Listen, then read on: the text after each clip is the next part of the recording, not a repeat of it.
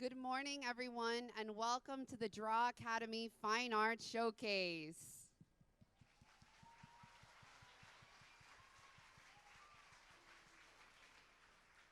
Now, before we start the show, on behalf of the Fine Arts team, we would really like to say a big thank you to the IT team, to administration, and of course to all you teachers who supporting your students and supporting us in this journey.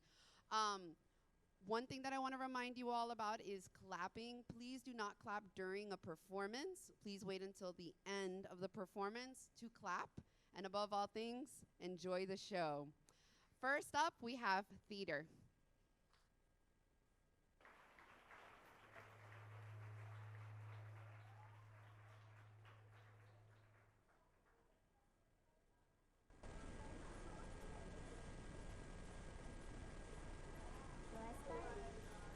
Everybody knows the story of the three little pigs, or at least they think they do, but I will let you in on a little secret. Nobody knows the real story because nobody has ever heard my side of the story. Name? I'm the wolf, Alexander T. Wolf, you can call me out. I don't know how this whole big bad wolf thing got started, but it's so wrong.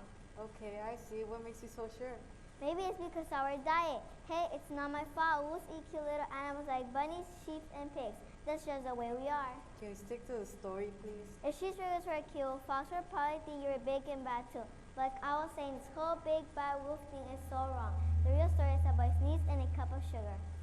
Way back in once upon a time, a wolf was making a birthday cake for his dear old granny. I had a terrible sneezing cold, He ran out of sugar. so I walked down the street to ask my neighbor for a cup of sugar. Now this neighbor was a pig. He was too bright either. He had built his whole house out of straw. Can you believe it? I mean, who in his right mind will build a house out of straw? So of course, the minute he knocked on the door, it fell right in. He claimed he didn't want to walk into someone else's house. So I called, little pig, are you in? No answer. He was just about to go home without the cup of sugar for his dear old granny's birthday cake. That's when my nose started to itch. I felt a sneeze coming on. I huffed and I snuffed and I sneezed a great sneeze. The whole darn straw house fell down, and right in the middle of the pile of straw was the first little pig, dead as a doornail. He had been home the whole time. It seemed like a shame to leave a perfectly good ham dinner laying there in the straw. So I ate it up, think of it as a big cheeseburger just lying there. He was feeling a little bit better, But I still didn't have my cup of sugar. so he went to the next neighbor's house. This neighbor was the first little pig's brother. He was a little smarter, but not much. He had built his whole house out of sticks. I rang the bell on the stick house. Nobody answered. Mr. Pig, are you in? Go away, Wolf. You can't come in. I'm shaving the hairs on my chinny chin chin. He had just grabbed the doorknob when he felt another sneeze coming on. Well, I huffed and I snuffed and I tried to cover my mouth, but I sneezed a great sneeze. I'm not going to believe it, but this guy's house fell down just like his brother's.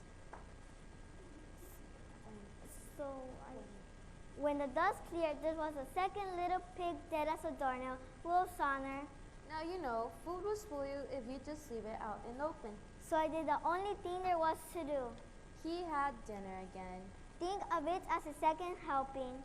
He was getting awfully full, but his cold was feeling a little bit better. But I still didn't have my cup of sugar for my dear old granny's birthday cake. So he went to the next house. This guy was the first and second little pig's brother. He must have been the brains in the family. He had built his house of bricks. Mr. Pig, are you in? No answer.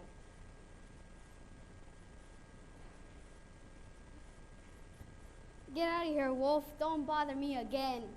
Talk about impolite. He probably had a whole sack of sugar.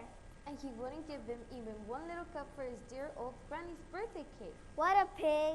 He was just about to go home and maybe make a nice birthday card instead of a cake when he felt his cold coming on.